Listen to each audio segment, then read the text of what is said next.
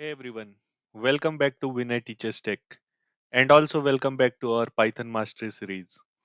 So last lecture में हमने cover किया था कि पाइथन में वेरिएबल्स क्या हैं, लिटरल्स क्या हैं, टाइप कन्वर्जन्स कैसे करते हैं, पाइथन में आउटपुट कैसे जनरेट होता है, फॉर्मेटिंग क्या होता है, इनपुट कैसे होता है.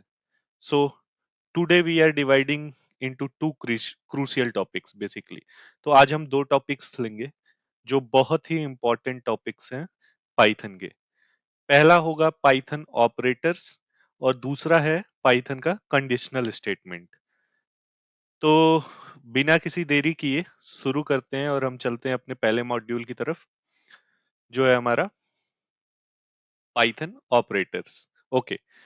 सो बेसिकली पाइथन में कितने टाइप के ऑपरेटर हैं? तो पहला है अर्थमेटिक ऑपरेटर, दूसरा है comparison operators, logical operators, bitwise operators, assignment operators, membership and identity operators. तो ऑपरेटर बेसिकली होता क्या है, एक बार मैं डेफिनेशन आपको बता देता हूँ.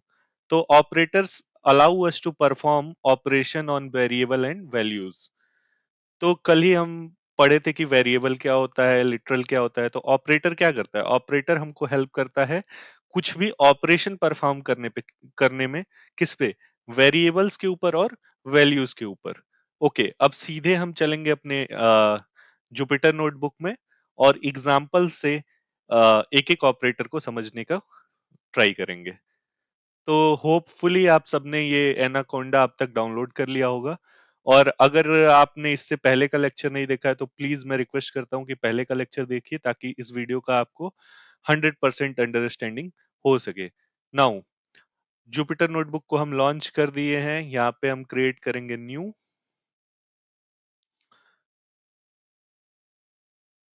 और ये है हमारा पाइथन का लेक्चर नंबर 3. तो हम इसको नाम देंगे Python lecture, sorry, lecture 3. Okay. तो ये हो गया रीनेम और हम शुरू करते हैं किससे? तो जो हमारा पहला ऑपरेटर है उससे हम शुरू करेंगे अर्थमेटिक ऑपरेटर से. अब अर्थमेटिक ऑपरेटर का क्या मतलब है? तो पहले अर्थमेटिक ऑपरेटर के बारे में थोड़ा सा बात कर लेते हैं. तो अर्थमेटिक ऑपरेटर किस लिए यूज करते हैं हम लोग? तो मैथमेटिकल कैलकुलेशन अगर कुछ भी परफॉर्म करना हुआ पाइथन लैंग्वेज में तो वहां पे हम लोग यूज करते हैं अर्थमेटिक ऑपरेटर. तो जब भी हमको basic math operation like addition हो गया, मल्टीप्लिकेशन हो गया, डिवीजन हो गया या फिर एक्सपोनेंशियल पावर वगैरह निकालना हो गया, मॉडुलस ऑपरेशन परफॉर्म करना हो गया, तो यहाँ पे हम लोग क्या यूज करते हैं? अर्थमेटिक ऑपरेटर को. तो अब बिना किसी देरी किए हम एक एग्जांपल लेते हुए और अर्थमेटिक ऑपरेटर को और अच्छे से समझते चलते हैं. तो हमने एक एक वेरिएबल लिया a, उसमें हमने वैल्यू दी 10. हमने एक वेरिएबल लिया b, उसको हमने वैल्यू दी 3. ओके. नाउ अब हम लिखेंगे प्रिंट और इंडेंटेशन का बहुत ही ध्यान देना होता है आपको पाइथन में. सपोज दैट ये जो स्पेस ले रहा है ये एरर क्रिएट करेगा. तो पाइथन लैंग्वेज में इंडेंटेशन का आपको बहुत ही ध्यान देना होता है. अब पहला ऑपरेटर जो आता है अर्थमेटिक के अंदर वो होता है एडिशन. ठीक है. तो एडिशन ऑपरेटर को देखते हैं हम. ओके. यहाँ पे कुछ नहीं करना है हमको, सॉरी. यहाँ पे हमको लिखना है a+b. ओके. अब इसको हम रन कराएंगे. ये आ गया. 10 और 3 को ऐड करेंगे तो उसका एडिशन कितना आ जाएगा? 13. ओके. चलो ये सही है. तो पहला जो अर्थमेटिक ऑपरेटर के अंदर आता है वो होता है एडिशन. हम थोड़ा तेजी से इसको पढ़ेंगे. दूसरा हो गया हमारा सब्सट्रैक्शन. सब लिख देता हूं मैं इसको, a-b कर देता हूं और इस लाइन को मैं करता हूं कमेंट आउट. इसे प्रिंट कराया मैंने. सब्स कितना आ गया? 7. मतलब 10 में से 3 गया, 7 बचा. बिना किसी देरी किए इनको भी हम कमेंट आउट करेंगे और चलेंगे मल्टीप्लिकेशन पे. तो अगर हम लिखे a इंटू बी, ये हो गया आपका मल्टीप्लाई. रन कराया तो 10 और 3 को मल्टीप्लाई करेंगे तो 30 आ जाएगा. ओके, ये हो गया मल्टीप्लिकेशन ऑपरेटर। फिर हम बढ़ेंगे आगे, अब डिवीजन ऑपरेटर देख लेते हैं जल्दी से। Division operator, okay. तो अब हम ए को डिवाइड करेंगे किससे? ए डिवाइडेड बाई बी। तो ये होता है डिवीजन ऑपरेटर। रन कराया हमने, इसका डिवीजन आ गया 3.3333 समथिंग। ओके, इसको भी हम कमेंट आउट करते हैं, आगे बढ़ेंगे। तो ऑपरेटर एक अब हम देख लेते हैं, एक फ्लोर डिवीजन का कॉन्सेप्ट होता है। फ्लोर डिवीजन का कॉन्सेप्ट आपको ऐसे समझ आएगा एग्जांपल से। अगर हम a डिवाइडेड बाई b किए तो यहाँ पे 3.333 आया। फ्लोर डिवीजन क्या करता है? डेसिमल हटा देगा। जैसे कि हम इसको यहाँ पे रन कर रहे हैं तो 3 आया, डेसिमल के बाद की चीजों को ये हटा देता है। इसको बोलते हैं फ्लोर डिवीजन। ओके, आगे बढ़ते हैं। अब हम मॉड्यूलस ऑपरेशन आपको दिखा देते हैं। मॉड्यूलस बेसिकली क्या करेगा? मॉड्यूलस बेसिकली क्या करता है? रिमाइंडर, रिमाइंडर को प्रिंट कराता है ये, कि a को हमने b से जब डिवाइड किया तो जो रिमाइंडर बचेगा ये उसको प्रिंट कराता है। तो 3 3 जा 9, एक जब b से हम a को डिवाइड करेंगे 3 3 जा 9, रिमाइंडर बचता है 1, वही ये मॉड्यूलस ने प्रिंट करा दिया। ओके, ये भी आपको क्लियर हो गया होगा। अब एक लास्ट इसमें बचता है, वो है एक्सपोनेंट। ओके, एक्सपोनेंट भी हम आपको दिखाते हैं। Exponent, okay. एक्सपोनेंट में हम यूज करते हैं डबल ये। अब इसे रन कराया, एक्सपोनेंट का मतलब होता है पावर बेसिकली निकाल लेना। तो 10 की पावर 3, तो वो 1000 हो जाएगा। तो होपफुली आपको अर्थमेटिक ऑपरेटर समझ में आ गया होगा। अब हम बढ़ेंगे अपना कंपैरिजन ऑपरेटर पे। टॉपिक्स आज थोड़े ज्यादा हैं तो हम थोड़ी जल्दी जल्दी चीजों को कवर करेंगे, और ये थोड़ा सा बेसिक है तो इसको समझने में भी दिक्कत नहीं होगी आपको। तो हम अब देखेंगे कंपैरिजन ऑपरेटर्स। तो कंपैरिजन ऑपरेटर होता क्या है? देखिए, कंपैरिजन ऑपरेटर्स नाम से ही क्लियर है, कंपेयर कराने के लिए हम यूज करते हैं इसको। और ये क्या वैल्यू रिटर्न करता है? ये आइदर ट्रू रिटर्न करेगा या फॉल्स रिटर्न करेगा। सपोज दैट हम अगर किसी चीज को कंपेयर करा रहे हैं, या तो वो सही होगा या तो वो गलत होगा। तो आइदर वो ट्रू रिटर्न होगा या फॉल्स रिटर्न होगा। इसका भी एक जल्दी से एग्जांपल लेते हुए समझते हुए चलते हैं। सपोज दैट हमने लिया x इज इक्वल्स टू 5 और हमने लिया y is equals to 10। Okay, हमने किया प्रिंट। अब कंपैरिजन ऑपरेटर का जो पहला हम कंपेयर कराते हैं, ठीक है, कि x क्या है, ये तो इक्वल चेक करेगा, मतलब असाइन कर देगा। x is equal to you, x double equal y अगर हम प्रिंट कराएंगे तो क्या रिटर्न करेगा? क्या x और y की वैल्यू सेम है?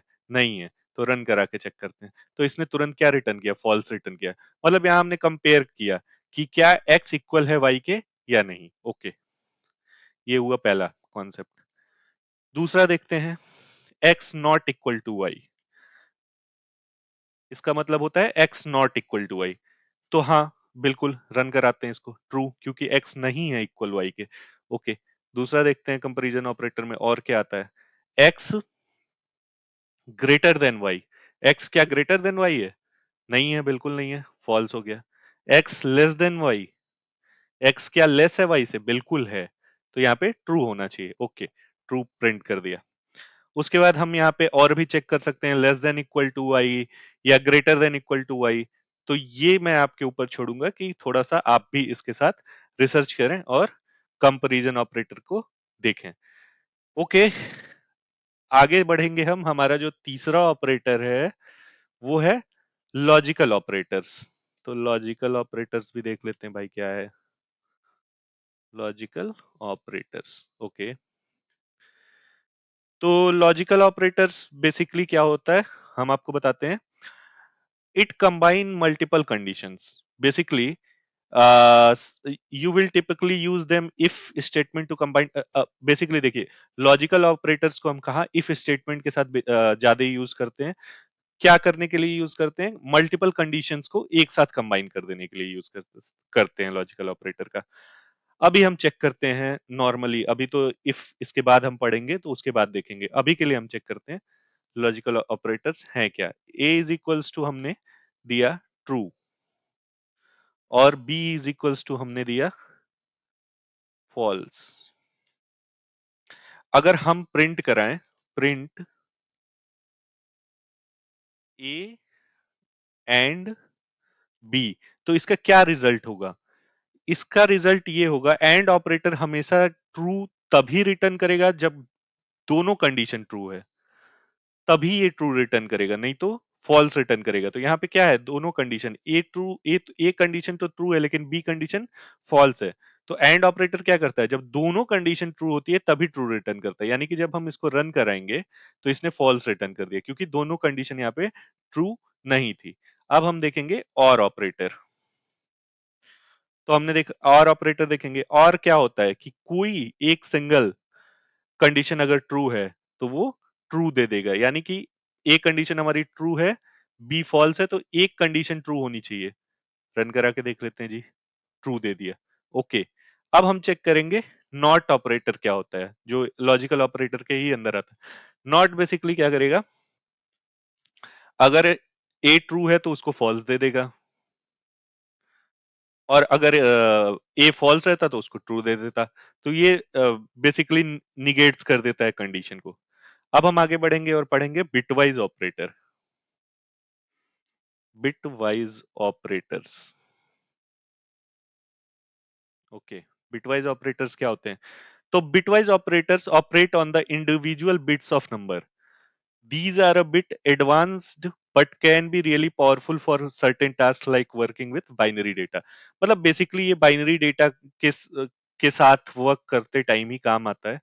बस हम देख लेते हैं जल्दी जल्दी होता क्या है। x is equals to 5, y is equals to हमने लिया, sorry, y is equals to हमने लिया 3। अब x का जो ये मतलब बिटवाइज ऑपरेटर क्या करता है, बिट पर बिट पे काम करता है। यहाँ पे हमने लिखा प्रिंट, हमने लिखा x एंड y। अब ये क्या है, ये बिटवाइज एंड ऑपरेटर है।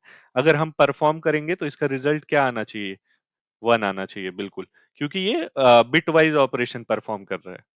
तो इसमें होता है बिटवाइज और, बिटवाइज एक्स और, bitwise not, left shift, right shift. Bitwise operator मैं आपके ऊपर छोड़ूंगा कि ये आप खुद से एक्सप्लोर करें। अगर इसमें कोई भी डाउट है तो आप एक बार कमेंट जरूर कर दीजिएगा, मैं बिटवाइज ऑपरेटर को और भी डिटेल में पढ़ा दूंगा। बिटवाइज ऑपरेटर पे मैं इतना नहीं फोकस किया क्योंकि these are more advance operator. Often ये सारे यूज यूज कहाँ होते हैं, तो इंक्रिप्शन में यूज होते हैं या फिर लो लेवल प्रोग्रामिंग टास्क में इसको यूज किया जाता है। तो इसलिए मैंने बिटवाइज ऑपरेटर को थोड़ा सा स्किप किया है। ओके, अब हम बढ़ेंगे। अगला ऑपरेटर क्या है अपना, assignment operator. Assignment operators, okay, देख लेते हैं जी। हमने लिया एक variable x is equals to 10। Assignment operator क्या क्या करेगा, असाइनमेंट ऑपरेटर यही है, इक्वल 10, मतलब x में हमने 10 की वैल्यू को असाइन की, तो पहला तो ये हुआ। ओके, अब थोड़ा सा छेड़छाड़ करते हैं जी। हमने लिखा x प्लस, सॉरी, एक स्पेस देते हैं, x plus is equals to 5। अब अगर हम प्रिंट कराएं x को, अब अगर हम यहाँ पे x को प्रिंट कराएं तो x की वैल्यू क्या आएगी, 15, क्योंकि हमने +5 और असाइन कर दिया। x की वैल्यू पहले 10 थी, +5 इसमें हमने और ऐड करा दिया।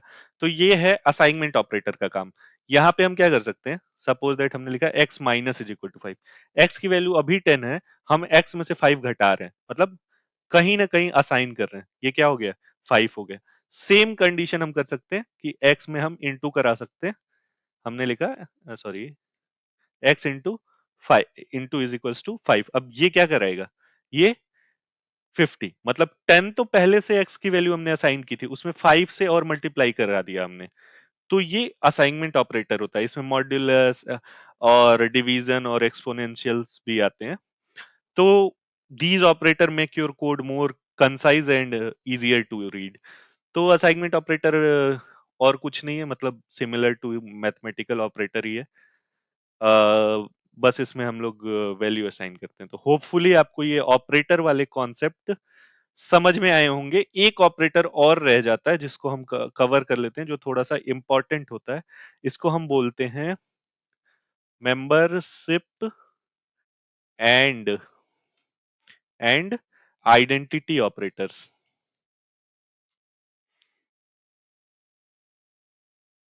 Membership and identity operators. Okay, तो मेंबरशिप और आइडेंटिटी ऑपरेटर क्या होता है? अ, ये क्या चेक करता है कि if a value present in a sequence और if two variable refer to the same object. Example से समझेंगे जी, डेफिनेशन पे नहीं जाते हैं। सपोज दैट हमने एक लिस्ट बनाई, माई नाम दिया उसको एम, हमने लिस्ट बनाई, उसमें हमने लिखा 1 2 3 4, सॉरी 3 4। ओके, अब हम क्या करेंगे, हम चेक करते हैं प्रिंट टू इन माई टू इन एम, बस इतना लिखे। ठीक है, अब ये मेंबरशिप ऑपरेटर है। इन क्या है? मेंबरशिप ऑपरेटर है। ये चेक करेगा कि इसके अंदर टू कहीं एग्जिस्ट कर रहा है या नहीं। रन करा लेते हैं जी। ट्रू, यानी कि टू एग्जिस्ट कर रहा है। अगर हम यहाँ पे लिख देते हैं 5, प्रिंट 5 इन एम, फॉल्स, क्योंकि 5 है ही नहीं, 5 है नहीं। ओके, अब नॉट, एक इन होता है और एक नॉट इन होता है मेंबरशिप ऑपरेटर में। अगर अब इसी सेम कंडीशन को हम प्रिंट कराएंगे तो ये ट्रू रिटर्न करेगा, क्योंकि 5 नहीं है, नॉट इन एम। मतलब सिंपल है, पाइथन कितना सिंपल है, इससे देखिए, प्रिंट करना है, आउटपुट देना है आपको। 5 नॉट नहीं है इन किसमें? एम में, मतलब 5 एम में नहीं है, तो ट्रू सही बात है, नहीं है। तो ये हो गया आपका मेंबरशिप ऑपरेटर। ओके, अब हम बात कर लेते हैं आइडेंटिटी ऑपरेटर की बात कर लेते हैं। तो सपोज दैट हमने लिखा a इज इक्वल्स टू, हमने एक लिस्ट बनाई 10 20। ओके, और फिर हमने लिखा, sorry, a is equals to 10 20 का लिस्ट बनाया। b में हमने असाइन कर दिया, b में हमने क्या असाइन कर दिया? a की वैल्यू। मतलब अब b और a एक ही मेमोरी को पॉइंट कर रहे हैं, ठीक है, एक ही मेमोरी लोकेशन को पॉइंट कर रहे हैं। और भी, अब लिखूंगा मैं प्रिंट a इज b। अब ये क्या प्रिंट कराएगा? सही है जी, क्योंकि बी में हमने ए को असाइन कर दिया, दोनों एक ही मेमोरी लोकेशन को पॉइंट आउट कर रहे हैं, तो जो ए में है वो बी में है। बिल्कुल सही है जी। अच्छा, अगर एक इसमें दूसरा होता है इज नॉट, ये क्या रिटर्न करा देगा? सपोज, हाँ, रन कराते हैं, फॉल्स। बिल्कुल सही बात है, कितना रीडेबल है, प्रिंट कराओ, आउटपुट दो, ए इज नॉट बी, मतलब ए बी नहीं है, तो ये गलत बात है, क्योंकि ए बी ही है, दोनों सेम मेमोरी लोकेशन को पॉइंट आउट कर रहे हैं। A B is equals to A. Okay, okay, अब हम आगे बढ़ेंगे, हम अपने नेक्स्ट मॉड्यूल पे। वीडियो ज्यादा लंबा ना हो। कंडीशनल स्टेटमेंट, कंडीशनल स्टेटमेंट में क्या आता है? इफ आता है, इफ एल्स, आपका if elif else nested if else. तो ठीक है, ऐसे टाइम वेस्ट ना करते हुए हम डायरेक्ट ही पढ़ते हैं अपना कि क्या होते हैं कंडीशनल स्टेटमेंट। तो बेसिकली अगर इसका डेफिनेशन देखें, तो conditional statement allow us to make decision in our program. The flow of the program changes based on whether certain conditions are met. मतलब कंडीशंस दी गई हैं और हमारे प्रोग्राम का फ्लो उन कंडीशन के हिसाब से चेंज होगा। डेफिनेशन है, टफ लग रहा होगा, बट करके देखते हैं जी, तो सिंपल लगेगा। Okay, conditional statements, conditional statements क्या होता है? पहले हम पहला जो पढ़ेंगे वो हम पढ़ेंगे इफ। ओके, इफ क्या होता है?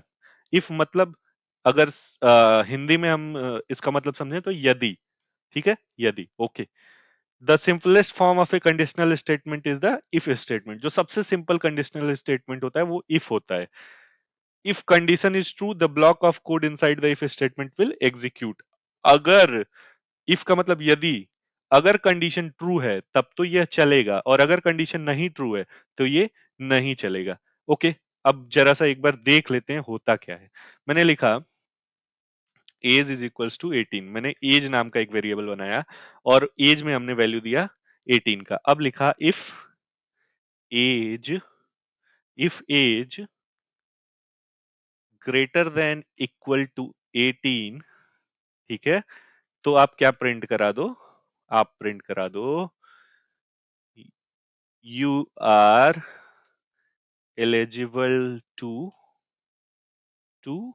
वोट। अच्छा, एज नाम का हमने एक वेरिएबल बनाया जिसकी वैल्यू है 18 और हमने लिखा कि यदि एज बड़ा है या बराबर है 18 के तो आप क्या प्रिंट करा देना, you are eligible to vote.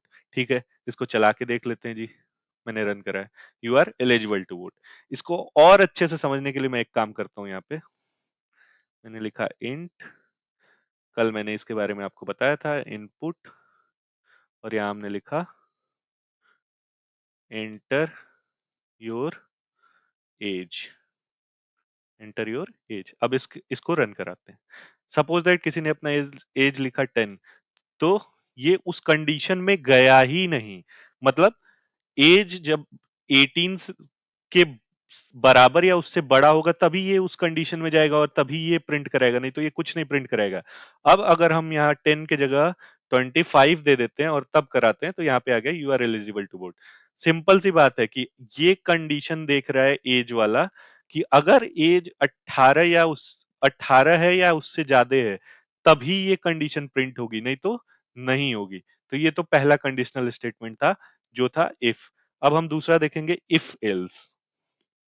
If else, okay, direct example से ही शुरू करूंगा मैं। तो बेसिकली इफ एल्स क्या होता है, दो कंडीशन के बीच में आपको चूज मतलब दो कंडीशन होगी, एक इफ की एक एल्स की। जो कंडीशन मेट करेगा वो वाला कोड रन करेगा, जो कंडीशन नहीं मेट करेगा वो वाला कोड नहीं चलेगा। ओके, डायरेक्ट हम एक एग्जांपल लेते हैं बिना टाइम वेस्ट किए। इनपुट हमने लिखा यहाँ पे एंटर ए नंबर। ओके, ठीक है, हमने लिखा एंटर ए नंबर, मतलब यहाँ पे हम एक नंबर ले रहे हैं किससे, यूजर से। अब हमने लिखा, एक लाइन नीचे जाते हैं आपको पढ़ने में आसान रहे, if number percent two is equal is equals to zero. यानी कि यहाँ पे हमने मैथमेटिकल ऑपरेटर और कंपैरिजन ऑपरेटर दोनों लगाया है। तो अगर नंबर को हम 2 से डिवाइड करेंगे और उसका रिमाइंडर 0 आ रहा है, यानी कि वो नंबर कौन सा नंबर होगा, इवन नंबर होगा। तो क्या प्रिंट करा देना कि इवन नंबर। ओके, हमने लिखा इवन नंबर। ठीक है जी, नीचे आए, हमने एक एल्स कंडीशन लगाई और प्रिंट करा दिया। यहां लिखा हमने ऑड नंबर। अच्छा, समझो आप, यूजर ने कोई नंबर यहाँ पे दिया, कोई भी एक नंबर यूजर ने दिया, वो नंबर आके यहाँ पे 2 से डिवाइड होगा। अगर वो उसका रिमाइंडर 0 आ रहा है तब वो क्या होगा, तब तो वो इवन नंबर होगा, यानी कि इफ वाला ब्लॉक चल जाएगा। लेकिन अगर 2 से डिवाइड करने के बाद रिमाइंडर 0 नहीं आ रहा है तो क्या होगा, तब एल्स वाला ब्लॉक चलेगा और प्रिंट करेगा ऑड नंबर। चला के देख लेते हैं कोड को। हमने रन कराया, सबसे पहले हम देंगे 3, ऑड नंबर। 3 को अगर 2 से डिवाइड करेंगे तो कभी भी रिमाइंडर 0 नहीं आएगा। फिर से एक बार रन कराते हैं, इस बार हम देते हैं 4, सॉरी 4 दिया हमने, रन। ओके, थोड़ा सा स्टक हो गया है, रन पे गए, 4 दिया, एंटर मारा, इवन नंबर। ठीक है, तो क्या हुआ, दो कंडीशन के बीच में हम लोग कंपेयर कर रहे हैं, आइदर एक नंबर इवन होगा या ऑड होगा। तो जब ये कंडीशन मेट करेगी इफ वाला तो वो इवन प्रिंट करा देगा, और जब वो कंडीशन इफ वाली नहीं मेट करेगी तो एल्स प्रिंट करा देगा। आगे बढ़ते हैं जी। अब एक होता है यहाँ पे जैसे मल्टीपल कंडीशंस अगर हमारे पास हो, ये तो दो कंडीशन हो रहा है, अगर हमारे पास मल्टीपल कंडीशन हो, दो से ज्यादा हो, तो उस केस में हम यूज करते हैं if elif and else. If elif and else. Okay, अब इसका भी कोड जल्दी जल्दी लिखते हैं, कोड से समझते हैं। मार्क्स लिखा हमने, इंट इनपुट, और हमने लिखा एंटर योर मार्क्स। लिखा हमने एंटर योर मार्क्स। ओके, अब हमने लिखा if marks if marks greater than equal to 90, तो क्या प्रिंट करा दीजिए जी। तो प्रिंट करा दो आप कि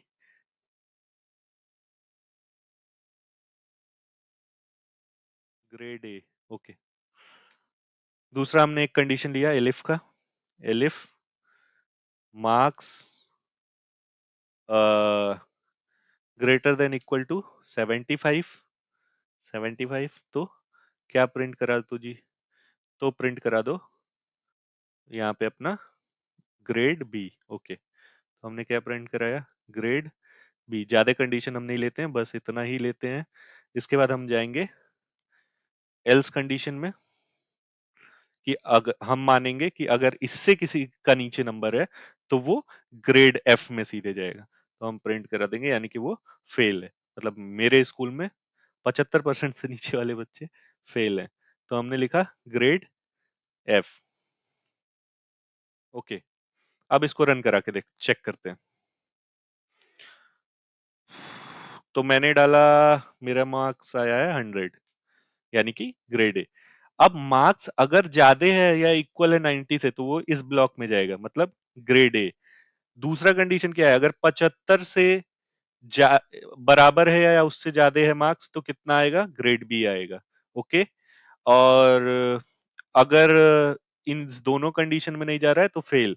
अभी मैं दिखाता हूं। अब जैसे मैंने डाला 76 जी, तो आ गया ग्रेड बी। ओके, 75 से ज्यादा था वो। फिर से रन कराते हैं और अब हम डालेंगे मार्क्स 40, ग्रेड एफ। तो ये इफ एलिफ एल्स, मतलब इफ कंडीशन को चेक कर रहा है। अगर इफ का कंडीशन सही है तो उसका ब्लॉक ऑफ कोड एग्जीक्यूट होगा, एलिफ का कंडीशन सही है तो एलिफ वाला कोड एग्जीक्यूट होगा, और अगर ये दोनों नहीं सही है तो एल्स वाला कंडीशन एग्जीक्यूट हो जाएगा। ओके, अब जल्दी से एक लास्ट रह जा रहा है हमारा नेस्टेड इफ एल्स स्टेटमेंट, वो देखते हैं और वीडियो को वाइंड अप करते हैं। वीडियो बहुत ही लंबी हो रही है। Nested if else. ओके, इसका कोड जल्दी से देखते हैं और वीडियो को वाइंड अप करते हैं। हमने लिया x is equals to int, यहाँ लिखा इनपुट, हमने लिखा यहाँ पे enter a number, enter a number. Okay, अब क्या किया, अब मैं देखता हूँ यहाँ पे इफ x, x जो है हमारा ग्रेटर देन 0 है, तो हमको फिर कुछ चेक करना है कि if x percent 2 is equals to 0, print positive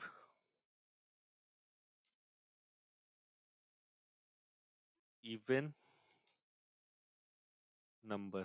okay, अब हम लेंगे एक एल्स कंडीशन, एल्स कंडीशन लिया हमने और यहाँ प्रिंट कराया पॉजिटिव ऑड नंबर। ओके, और फिर एक एल्स स्टेटमेंट हम लगाएंगे और यहाँ प्रिंट कराएंगे, सॉरी, यहाँ हम प्रिंट कराएंगे निगेटिव नंबर, निगेटिव नंबर।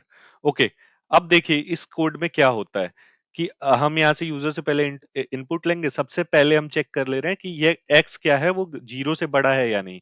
अगर x 0 से बड़ा है तो हम चेक कराएंगे कि आ, 0 से बड़ा है अगर x, तो वो यहाँ पे जाएगा, मतलब कंडीशन मेट हो गई और वो यहाँ पे जाएगा। फिर हम x को चेक करा रहे हैं कि क्या x 2 से डिवाइड होने के बाद उसका रिमाइंडर 0 आ रहा है। अगर ऐसा हो रहा है तो वो पॉजिटिव इवन नंबर होगा, और अगर ऐसा नहीं हो रहा है तो वो पॉजिटिव ऑड नंबर होगा। और अगर x 0 से छोटा है तो वो निगेटिव नंबर है। करा के देख लेते हैं जल्दी से। हमने लिखा -1 निगेटिव नंबर, मतलब वो इस इफ x ग्रेटर देन 0 और इस वाले कंडीशन में तो गया ही नहीं, वो डायरेक्ट, अगर x ग्रेटर देन 0 है नहीं तो वो यहाँ पे चेक ही नहीं करेगा, वो डायरेक्ट एल्स पे जाएगा। अब एक और चेक करा लेते हैं।